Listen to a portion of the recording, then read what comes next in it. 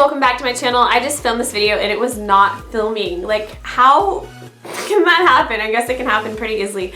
Because I'm pregnant and half of my brain is here, half of my brain is parenting, half of my brain is thinking about the dishes, half of my brain is thinking about this weekend. And wait, I don't have that many halves of a brain, do I, guys? No, I don't. I don't have like 5 brains. Though sometimes it feels like we have 5 brains as women, doesn't it?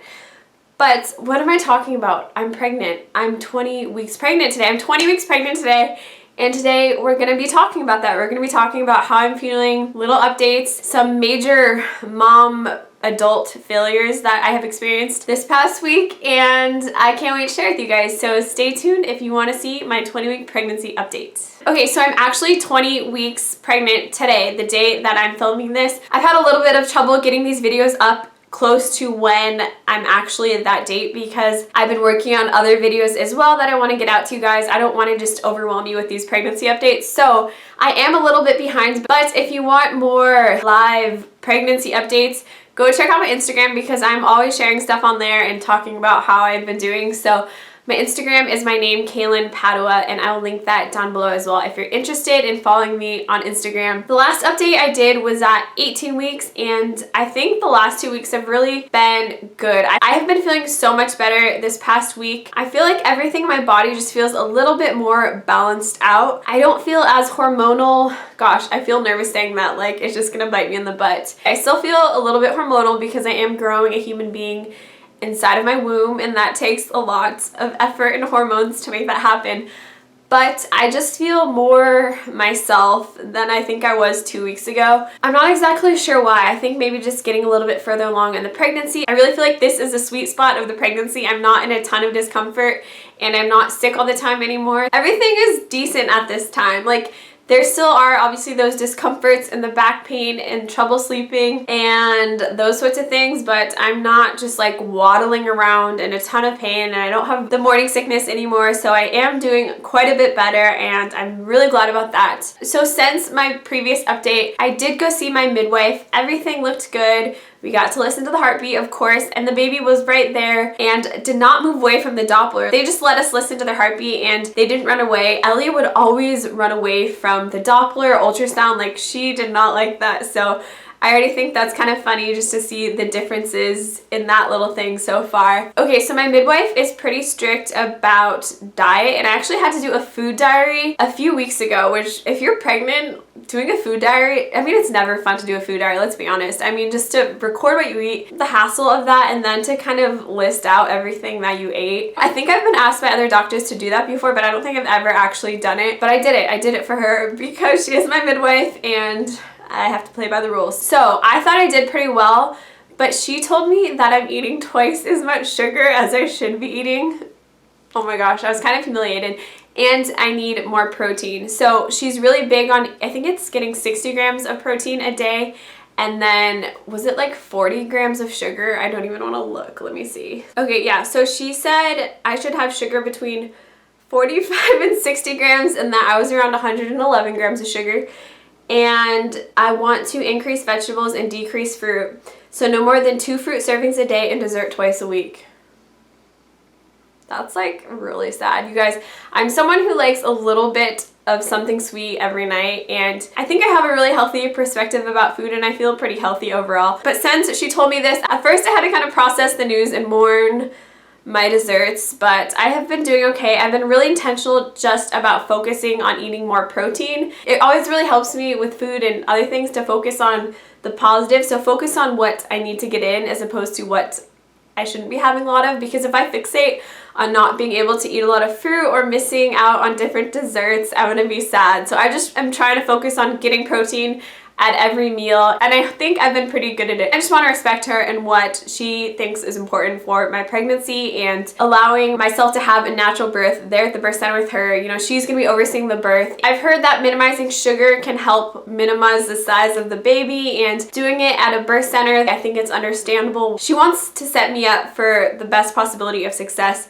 there at the birth center and to minimize the risk of complications. And having this kind of diet is gonna help make that more possible. So just pray for me, pray that I can stick with it and that I can focus on getting protein and minimizing the sugar that I'm consuming. Okay, so I have another story kind of about a mom fail that happened this past week. So after that appointment, she gave me the contact info to schedule my ultrasound so that we can find out the gender and make sure that everything is looking good with baby. This is hard to admit on camera, but I went ahead and scheduled that appointment, and it was on this past Wednesday morning. My husband doesn't have a super strict schedule. He mostly makes his own schedule, and so we slept in and missed the appointment. Oh, I felt like, I don't know, it's like you're gonna be a parent, you know, you can't even make it to your ultrasound appointment. But okay, so what happened was, normally, it's like so hard to say this out loud, guys. My daughter, this is like such an excuse. Okay, first off, I was up late with a headache, and I had a really just stressful night that night. I did not sleep well whatsoever that night, and I woke up with a bad headache. I looked at my phone, and the appointment is about 30 minutes away from our house, and it was about 20 minutes before the appointment started when I woke up. I kind of figured that my husband would be up because he's been getting up with Ellie and letting me sleep in, so I kind of figured that he would wake me up because normally he wakes me up, and I know I just sound like I'm not a real life adult here, and I guess I'm not, but you guys, I'm just being honest with you.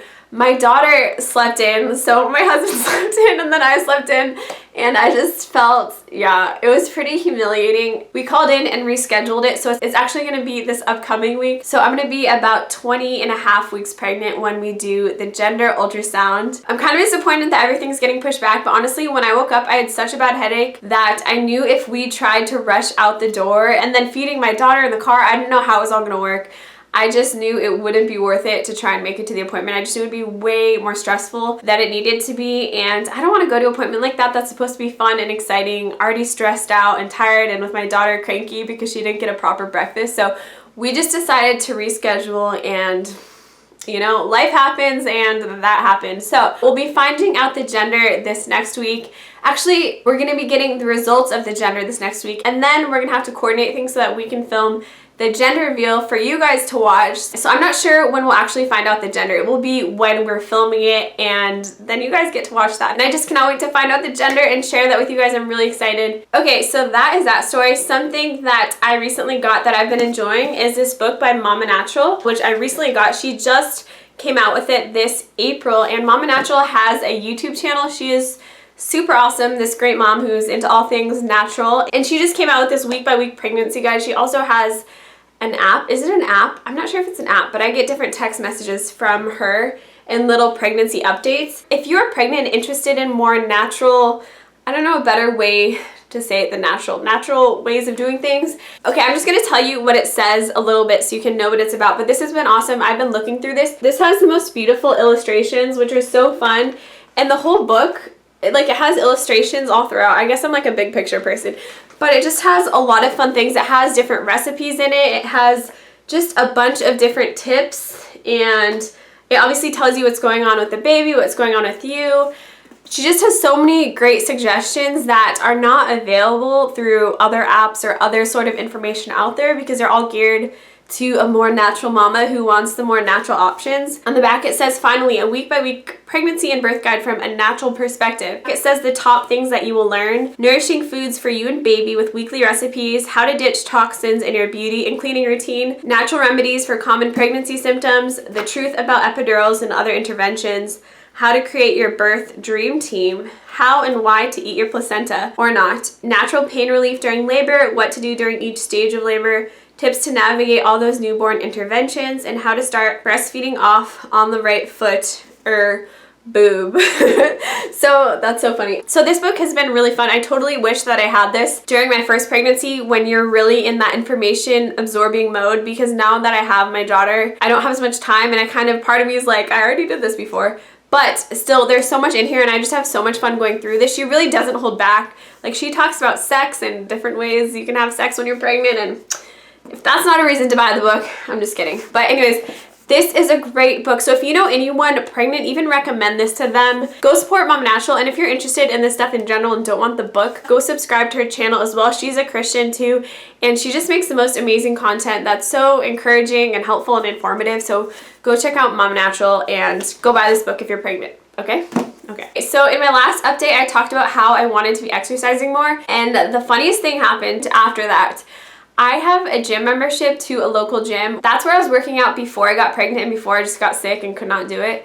And my plan was to go back there and resume working out there.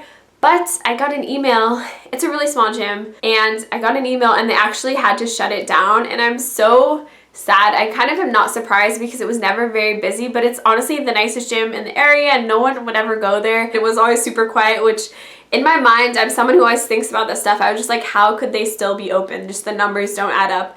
And sure enough, he sent out an email letting everyone know that they had to close and that they'd try and get the money back to people that they had already paid. So now I'm kind of just left wondering how I'm going to incorporate working out into my day-to-day life. I know there are a lot of at-home workout options, but I've never really been able to stick with at-home workouts like I have been able to stick with going out and working at a gym. I don't know. I think just getting in a different environment really helps me. It's really hard to, it's like working in your bedroom. Like, it's just hard for me to work out in my living room, you know? And we also have a small home, so I feel like there's not like a perfect place to do that at our house. I guess I could get a membership at another gym. That is a possibility, but again, I've mentioned before that we might be moving soon, so I just kind of have to figure out what's gonna work for me. I used to run a lot and run a lot outside, and we have a jogging stroller, but it is broken. It needs to be repaired.